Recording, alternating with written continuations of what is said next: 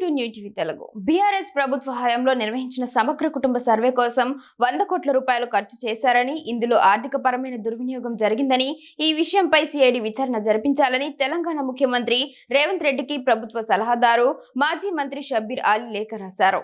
2014లో BRS హయాంలో నిర్వహించిన సమగ్ర కుటుంబ సర్వేపై సిఐడి విచారణ జరిపించి వాస్తవాలు వెలికి తీయాలని ఆయన కోరారు. ఆ సమయంలో సర్వేలో అనేక అవకతవకలు చోటు చేసుకున్నాయని, కాబట్టి దర్యాప్తు చేయించాలని విజ్ఞప్తి చేశారు. సమగ్ర కుటుంబ సర్వే ద్వారా ప్రజలను తప్పుదోవ పట్టించారని ఆరోపించారు.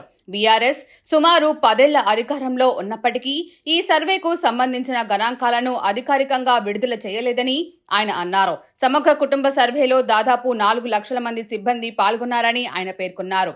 వారు ప్రజల ఆధార్ నెంబర్లు, రేషన్ కార్డు వివరాలు, బ్యాంకు సమాచారం, ఎల్పీజీ కనెక్షన్లు, వాహన రిజిస్ట్రేషన్ సమాచారం, ఇతర వ్యక్తిగత వివరాలను సేకరించినట్లు వెల్లడించారు.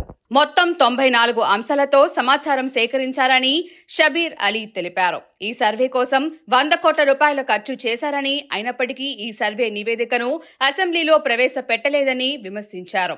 ఈ సర్వే ద్వారా ఆర్థిక పరమైన దుర్వినియోగం జరిగిందని ఆరోపించారు. తెలంగాణ ప్రజలకు సంబంధించిన సున్నితమైన సమాచారాన్ని ప్రైవేటు సంస్థలకు విక్రయించి ఉండవచ్చునని ఆయన అనుమానం వ్యక్తం చేశారు. ప్రజాధనాన్ని దుర్వినియోగం చేయడంతో పాటు పౌరుల డేటాను ఇతరులకు బదిలీ చేసి ఉంటారనే అనుమానం కలుగుతోందన్నారు. దర్యాప్తు జరిపితే అన్ని వివరాలు బయటకు వస్తాయని ఆయన పేర్కొన్నారు.